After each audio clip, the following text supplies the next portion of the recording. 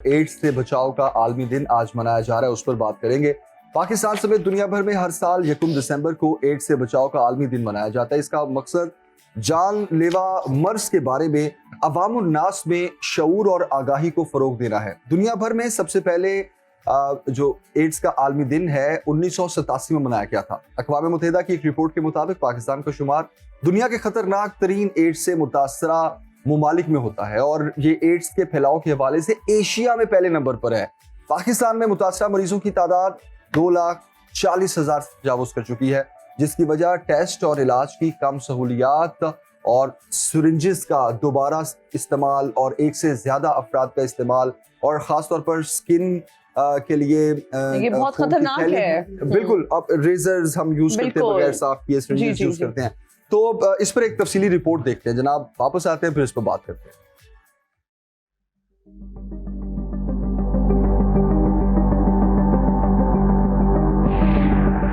خون پانی نکلتا رہتا ہے, خون پہ نکلتا پھر پانی نکلتا. HIV کی بیماری لگ جانے کے بعد گھر سے نکال دی گئی, یہ کہتے ساتھ ہی خواجہ سرا سنبل رو پڑی.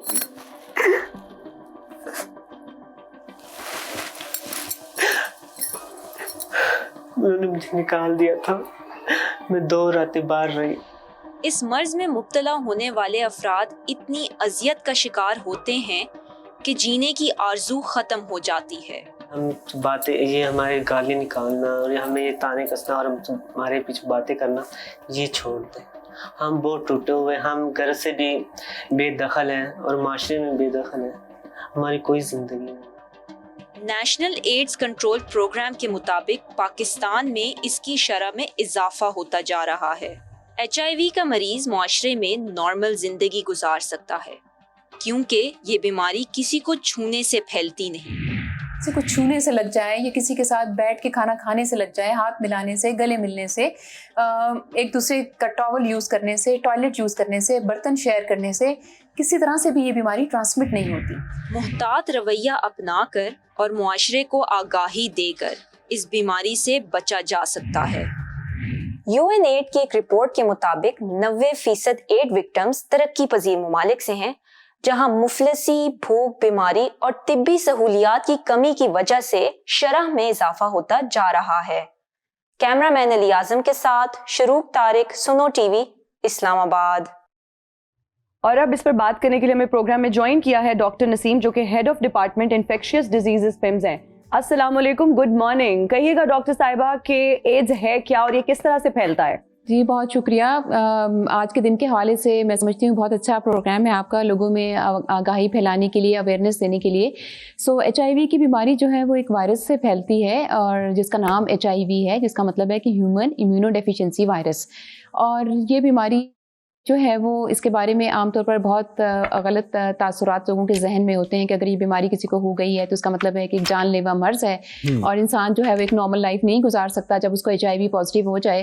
اور دوسرا اس کے ساتھ جو ایسوسیٹڈ اسٹگما ہے, یہ ڈسکریمنیشن ہے ہمارے معاشرے کے اندر, وہ جیسے آپ نے ابھی ڈاکومنٹری میں بھی دیکھا کہ جب کسی کو HIV کی بیماری ہو جاتی ہے تو سب سے پہلے تو فیملی والے ہی جو ہے وہ ان کا ایک تاثر ہوتا ہے کہ یہ بیماری جو ہے وہ ایک خاص قسم کے رویے کی وجہ سے ہی پھیلتی ہے, جبکہ ہمیں معلوم ہے کہ HIV پھیلنے کے اور بھی بہت سارے ذرائع ہیں. ضروری نہیں کہ یہ ایک غیر محتاط جنسی رویے سے ہی پھیلے. اگر انسکرین شدہ جو بلڈ ہے وہ کسی کو لگ جائے, یا کسی کو استعمال شدہ سرنجز ہیں جو HIV سے متاثرہ ہوں, اس سے بھی ڈیزیز ٹرانسمیشن ہو سکتی ہے, یا متاثرہ ماں سے بچے میں منتقل ہو سکتی ہے, یا نیڈل شیئرنگ سے ہو سکتی ہے. تو یہ مختلف روٹس ہیں ٹرانسمیشن کے جس سے HIV کی بیماری پھیلتی ہے. جی, تو اس کا علاج موجود ہے. اور جی ڈاکٹر صاحب پہلے اس کی تھوڑی سی علامات پہ بات کر لیتے ہیں. ابھی ختم ہو گیا, اس کی علامات پہ بات کر لیتے ہیں. بتائیے گا کیا سمٹمز ہیں, کس طرح سے پتہ چل سکتا ہے کہ ایک جو شخص ہے وہ خدا نخواستہ اس موذی بیماری میں مبتلا ہو چکا ہے؟ جی دیکھیے, اس میں جو علامات ہیں, بہت شروع میں جب HIV کا وائرس جسم میں منتقل ہوتا ہے تو 2 سے 4 ہفتے کے اندر جو انیشیل علامات آتی ہیں اس کو ہم ایکیوٹ ریٹرووائرل سنڈروم کہتے ہیں. उसमें बिल्कुल आम मौसमी नज़ला ज़ुकाम जैसी अलामात होती हैं, जिसमें बुखार होता है, जिस्म पे रैश आ सकती है, लिम्फ नोड या ग्लैंड्स एनलार्ज हो सकते हैं, मसल में दर्द होता है, जॉइंट पेन्स होते हैं। और ये बीमारी की जो अलामात होती हैं वो आमतौर पर सेल्फ लिमिटिंग होती हैं, यानी खुद ब खुद ठीक हो जाती है, जिस तरह के आम नज़ला ज़ुकाम वाली बीमारी ठीक हो जाती है। और मोस्ट ऑफ द टाइम ये वो स्टेज होती है जिसमें कि ये बीमारी मिस हो सकती है अगर उसके स्पेसिफिक टेस्ट ना कर लिए जाएं। और चूंकि मरीज़ खुद ब खुद ठीक हो जाता है तो वो समझता है कि उसको आम मौसमी नज़ला ज़ुकाम ही हुआ था, जिससे वो रिकवर कर गया। उसके बाद पेशेंट जो है ना वो एक ऐसी फेज़ में दाखिल हो जाता है जिसको हम एक स्टेबल फेज़ कहते हैं या लेटेंट फेज़ कहते हैं, जिसमें मरीज़ आमतौर पर स्टेबल रहता है और उसको कोई ख़ास अलामात नहीं आ रही होती। फिर एक स्टेज ऐसी आती है जिसमें कि रफ्ता रफ्ता आपकी बॉडी के जो CD4 सेल्स हैं जो मुदाफ़ियाती निज़ाम को शो करते हैं, CD4 सेल काउंट उसको कहते हैं, वो ग्रेजुअली आहिस्ता आहिस्ता गिरना शुरू हो जाते हैं। और एक ऐसी स्टेज आ जाती है कि जब वो इतने ज़्यादा गिर जाते हैं कि पेशेंट को के जिस्म में अलामात आने लगती हैं। तो आमतौर पर जो सबसे पहली अलामत होती है जो हमने देखी है कि पेशेंट्स को यूजुअल से ज़्यादा जो है वो कुछ सिम्टम्स बीमारियों के आने लगते हैं, जैसा कि मुंह के अंदर फंगस का लग जाना, पेट का ख़राब रहना, मुसलसल पेट का ख़राब रहना। यानी अगर किसी को 1 माह से ज़्यादा उसका पेट ख़राब रहने लगे और उसकी कोई वजह ना हो और आम एंटीबायोटिक से वो ठीक भी ना हो रहा, तो सोच लेना चाहिए कि शायद कोई ऐसा इन्फेक्शन है जो आम दवाइयों से कवर नहीं हो रहा। अच्छा जी। दूसरा ये है कि अगर किसी को मुसलसल बुखार 1 महीने से ज़्यादा बुखार की कैफियत हो और अनएक्सप्लेन्ड फीवर जिसको आप कहते हैं, जिसकी कोई वजह मालूम ना हो रही हो, और अनएक्सप्लेन्ड या अनइंटेंशनल वेट लॉस, यानी बिला वजह किसी का वजन गिरना शुरू हो जाए। आमतौर पर वजन जब गिरता है तो कोई ना कोई वजह उसके सामने आ ही जाती है, लेकिन HIV की बीमारी के अंदर जो वजन की कमी आती है उसमें आम टेस्टों में नहीं पता चलता। जब तक कि आप HIV का टेस्ट परफॉर्म ना कर लें, मरीज को एग्जामिन ना कर लें, उसकी हिस्ट्री ना ले लें। इसके अलावा स्किन के इन्फेक्शन थोड़े एग्रेसिव होने लगते हैं, जैसे स्किन में ड्राइनेस आने लगती है, डर्माटाइटिस हो जाता है, नाखूनों में फंगल इन्फेक्शन होने लगता है, पेशेंट के अंदर जो है वो मुंह के अंदर फंगस लगने लगती है। और ऐसा ऐसा जब CD4 काउंट मुसलसल गिरता रहता है और मरीज़ की तशखीस नहीं होती है और इसका इलाज नहीं होता, तो एक स्टेज से दूसरी स्टेज की तरफ आहिस्ता आहिस्ता वो शिफ्ट होना शुरू हो जाता है, यानी क्लिनिकल स्टेज 2, 3 और आखिर में एक आखिरी स्टेज होती है जिसको हम क्लिनिकल स्टेज 4 कहते हैं, जिसमें पेशेंट काफ़ी सीरियस हो जाते हैं। उनको तरह तरह के जो इन्फेक्शन है वो बहुत एग्रेसिव और सीवियर किस्म के इन्फेक्शन होने लगते हैं, लाइक उसको ब्रेन में इन्फेक्शन होने लगता है, TB हो सकती है, फंगल इन्फेक्शन होने लगते हैं, बहुत सारे कैंसर हो सकते हैं। इसके अलावा जो है वो आंखों की बीमारियां हो सकती हैं, CMV रेटिनाइटिस जिसमें आमतौर पर नज़र भी चली जाती है, और इसी तरह से बहुत ज़्यादा इंटेस्टाइन के इन्फेक्शन होने लगते हैं। और पेशेंट इतनी सीवियर वेस्टिंग में चला जाता है कि बिल्कुल उसका जो फंक्शनल स्टेटस है या रोज़मर्रा के काम करने का जो स्टेटस है वो बहुत ज़्यादा मुतासिर हो जाता है। और अक्सर पेशेंट जो है वो वेट लॉस की वजह से, जिसको हम कहते हैं ना एड्स वेस्टिंग सिंड्रोम, उसकी तरफ चले जाते हैं और एक फुल ब्लोन एड्स की स्टेज आ जाती है। अच्छा, अगर इलाज ना किया जाए तो पेशेंट जो है वो मौत के मुंह में जा सकता है। बिल्कुल सही। डॉक्टर साहब, इलाज की तरफ भी हम आएंगे, उससे पहले हम थोड़ी एहतियात पर बात करना चाहते हैं, क्योंकि आदादो शुमार बहुत खतरनाक हैं। एशिया में पाकिस्तान पहले नंबर पर है। अभी पिछले दिनों हमने देखा कि इस्लामाबाद में 4,500 ख्वाजा सराओं में इन्फेक्शियस डिजीज जो है वो आया सामने। क्या एहतियात है जो हमें बरतनी चाहिए, और देखने वालों के लिए ये भी वाज़ेह कर दें कि क्या ये छूत की बीमारी भी है, या आप अगर एहतियात नहीं बरतेंगे तभी इसमें मुब्तला होंगे? जी, ये बहुत अच्छा सवाल है आपका। देखिए, सबसे पहले तो हमें ये जानना बड़ा ज़रूरी है कि बीमारी फैलती कैसे है, और हमें अपने मुल्क के सर्कमस्टांसेस और डेमोग्राफिक्स को देखना ज़रूरी है कि आखिर वो कौन से ऐसे ग्रुप्स ऑफ पीपल हैं जिनको ये बीमारी होने का डर हो सकता है। तो हमारे आदादो शुमार के मुताबिक जो सबसे ज़्यादा हमने देखा है कि हमारे पास ज़्यादातर IV ड्रग एब्यूज़र हैं, या जो जिनको नशे की आदत होती है, उनमें सबसे ज़्यादा HIV की डिजीज़ देखी गई है। उसके बाद दूसरे नंबर पर वो लोग हैं जो दूसरे कंट्री से ट्रेवल करके पाकिस्तान में आए हैं, लाइक जिन्होंने गल्फ के कंट्रीज़ में या किसी भी कंट्री में जाके कुछ टाइम गुजारा है अपनी फैमिली के बगैर, और वहाँ पे अगर उन्होंने गैर मोहतात रवैया अख्तियार किया है तो उनमें ये बीमारी हमने देखी है। तीसरे नंबर पर वो लोग हैं जो कि सेक्स वर्कर्स हैं या ट्रांसजेंडर्स हैं, या जो अपने पेशे के एतबार से रिस्क में हैं कि उनको ये बीमारी हो सके। और उसके बाद वो लोग हैं जो मुतासरा हमारे यहाँ जो मेल्स हैं उनकी वाइफ्स हैं, या फिर जो प्रेग्नेंट ख़वातीन थी जिनको HIV की बीमारी थी, उनके बच्चों को ये बीमारी हो सकती है। और नीडल शेयरिंग वाली बात है। तो मोहतात रवैया सबसे पहले तो ये है कि चूँकि सबसे कॉमन रूट इसका सेक्शुअल ट्रांसमिशन है या गैर मोहतात जिनसी रवैया है, तो इसमें प्रोटेक्शन बड़ी ज़रूरी है। प्रोटेक्टिव वेज हैं, मेथड्स हैं जिनको इस्तेमाल करने से ये बीमारी नहीं होती। तो आगही का होना बड़ा ज़रूरी है कि जब तक आप अपनी प्रोटेक्शन नहीं करेंगे ये बीमारी ट्रांसमिट हो सकती है अगर कोई पॉजिटिव पर्सन से इनकाउंटर हो जाए किसी का. ड्रग अब्यूज़ के हवाले से हमें बहुत ज़्यादा फोकस करने की ज़रूरत है क्योंकि हमारे कंट्री में डिजीज़ उस तरह से बहुत ज़्यादा एंडेमिक कहना चाहिए नहीं है. बहुत रिस्की बिहेवियर वाले जो ग्रुप्स हैं उनके ऊपर हमें फोकस करने की ज़रूरत है.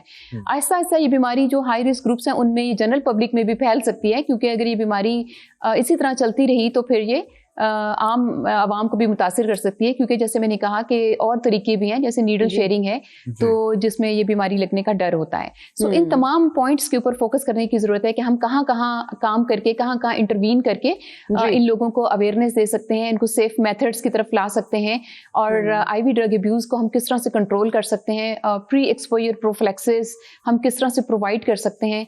ये सारी चीज़ें जो हैं वो बहुत ज़्यादा ज़रूरी हैं. और इसी तरह ब्लड की स्क्रीनिंग को इंश्योर करना चाहिए तमाम कंट्री के अंदर कि किसी को भी ऐसा ब्लड ना लगे, ख़ासतौर पर आजकल के ज़माने में जब बहुत अच्छे टेस्ट मौजूद हैं, स्क्रीनिंग के मेथड्स मौजूद हैं, तो रेगुलेशंस होनी चाहिए कंट्री के अंदर. लोगों को ये इंश्योर करना चाहिए कि हमारे यहाँ कोई भी ऐसी चीज़ ना हो जो कि किसी को बीमारी लगाने में हेल्प कर सके. ठीक हो गया. बचत के ऊपर और प्रिवेंशन के ऊपर फोकस करने की ज़्यादा ज़रूरत है. ठीक हो गया. डॉक्टर साहिबा ये भी बताइएगा कि इसका इलाज किस हद तक मुमकिन है? जी ये अक्सर लोगों का सवाल होता है कि HIV की बीमारी लगी तो आया मैं कितनी लाइफ गुजार सकूंगा या मेरी नॉर्मल लाइफ हो सकेगी, मैं अपनी फैमिली के साथ अच्छा टाइम स्पेंड कर सकूंगा या नहीं. तो इस सवाल का जवाब ये है कि HIV की जो बीमारी है किसी ज़माने में इसको लाइलाज कहा जाता था, इसको मौत कहा जाता था, लेकिन अब ऐसा नहीं है. अब बहुत अच्छी दवाइयाँ हमारे पास अवेलेबल हैं. पाकिस्तान के अंदर फ्री ऑफ कॉस्ट ये दवाइयाँ दी जाती हैं. टेस्टिंग और ट्रीटमेंट की फैसिलिटी गवर्नमेंट ऑफ पाकिस्तान ने तमाम लोगों को बिला तफरीक मुफ्त मुहैया की है. और जो लोग टाइमली डायग्नोज हो जाते हैं, जिनकी अर्ली डिटेक्शन हो जाती है और वो अर्ली ट्रीटमेंट पे जिनको डाल दिया जाता है, तो वो एक नॉर्मल और हेल्दी लाइफ गुजारते हैं और वो बिल्कुल अपनी अच्छी फैमिली लाइफ गुजार सकते हैं. इवन अगर वो अपनी फैमिली को बढ़ाना चाहते हैं तो उसमें भी कोई ऐसी बात नहीं है, जिसमें हम पेशेंट को काउंसलिंग प्रोवाइड करते हैं, प्रॉपर ट्रीटमेंट और गाइडेंस देते हैं और उनके यहाँ जो पैदा होने वाले बच्चे हैं वो HIV से मुतासिर नहीं होते. ठीक हो गया. डॉक्टर साहब कहा जाता है कि अभी तक HIV का पूरी दुनिया में कोई इलाज नहीं है. एक तो इस जुमले में कितनी हकीकत है हमारे नाज़रीन के लिए वाज़ेह कर दें. और आपने जिस तरह इलाज का बताया, रिकवरी मोड और इन सारी चीज़ों में आप मरीजों की हेल्प करते हैं, अब वो इलाज जो हैं उसमें क्या क्या ऑप्शंस हैं और मरीज की स्टेजेस क्या क्या है, उसको ट्रीट किस तरह किया जाता है? जी अगर किसी मरीज़ में HIV के वायरस की तशख़ीस हो जाती है तो हम इमीडिएटली हमारी कोशिश होती है कि जिस दिन उनका टेस्ट पॉजिटिव आए सेम डे पे उनको ट्रीटमेंट शुरू कर दिया जाए. इस ट्रीटमेंट को हम कहते हैं एंटी रीट्रोवायरल ट्रीटमेंट या एंटी रीट्रोवायरल थेरेपी. ये किसी ज़माने में इसको हाईली इफेक्टिव या हाईली एक्टिव रीट्रोवायरल थेरेपी भी कहा जाता था. ये बहुत अच्छी मेडिसिन हैं जो कि HIV के वायरस की रेप्लिकेशन को स्टॉप कर देती हैं, यानी कि वायरस को स्प्रेस कर देती हैं. अब ये जो बीमारी है ये पूरी तरह से जिस्म से एरेडिकेट नहीं होती, यानी वायरस को आप मुकम्मल तौर पर ख़त्म नहीं कर सकते. इसको आप यूँ समझें कि बीमारी जो है वो ट्रीटेबल है, ये क्योरेबल नहीं है. और जब तक आप दवाई खाते रहेंगे ये वायरस आपकी बॉडी में सप्रेस्ड रहता है. अगर दवाई छोड़ दें और उसको रेगुलर इस्तेमाल ना करें तो वायरस नए सिरे से ये अपना सर उठा लेता है और इंसानी जिस्म को उसी तरह से दोबारा मुतासिर करने लगता है. सो बीमारी का इलाज जो है वो बाकायदगी से दवाई खाने में है. इसको छोड़ देने में दोबारा से वही प्रॉब्लम आ सकता है. सो ये कहना कि इसका इलाज मौजूद नहीं है तो वो इस सेंस में है कि दवाइयाँ मौजूद हैं, वायरस को सप्रेस कर सकती हैं लेकिन वायरस को मुकम्मल तौर पर बॉडी से ख़त्म नहीं कर सकती. सो लाइफ लॉन्ग ट्रीटमेंट है. वंस अगर हम किसी को इलाज शुरू कर देते हैं तो उनको ये ख़ास तौर पर समझाया जाता है कि आपने दवाई बिल्कुल भी नहीं छोड़नी है. ठीक हो गया. बहुत शुक्रिया डॉक्टर नसीम, आपके कीमती वक्त आप हमें सुबह सुबह ज्वाइन करी थी और इस टॉपिक पे आपने हमारे नाजरीन को आगाही दी और बहुत ज़बरदस्त आई होप प्रोडक्टिव डिस्कशन रही होगी और नाजरीन ने इससे बहुत कुछ सीखा भी होगा. बिल्कुल जनाब, और इस पर बात करना बहुत ज़रूरी था क्योंकि पाकिस्तान की जो सूरत हाल है, मौजूदा सूरत हाल एड्स को लेकर, उसकी आदाद शुमार बहुत ख़तरनाक है. जिस तरह हमने जिक्र किया कि सिर्फ इस्लामाबाद में 4,500 केसेस सामने हैं इन्फेक्शियस डिजीज़ के और गैर मुहतात रवैया खास तौर पर जिस तरह डॉक्टर साहिबा भी जिक्र कर रही थी, ड्रग अब्यूज जो है उसके खिलाफ में बहुत बड़े क्रैकडाउन की जरूरत है. और सिरिंजेस और रेजर्स और आलात, जराही आलात, इवन जब हम ब्लड डोनेट करने जाते हैं, अब हम ब्लड इन्फ्यूज कराने चाहते हैं, बहुत ज़रूरी है आप किसी को अगर अपना खून दे रहे हैं आप प्रॉपर पहले टेस्ट कराएं ہم لوگ چلے جاتے ہیں, بلڈ گروپ ہم فائنڈ آؤٹ کرتے ہیں اور ہم یہ نہیں چیک کرتے کہ کوئی انفیکشن نہیں ہے, کوئی بیماری تو نہیں ہے. تو یہ ساری چیزوں کا جو ہے وہ چیک کرنا پراپر, یہ بہت ضروری ہے. تب آپ کسی کو جا کے بلڈ ڈونیٹ کریں یا کسی کا خون لگوائیں, خدا نخواستہ اگر آپ کو خون کی ضرورت ہے.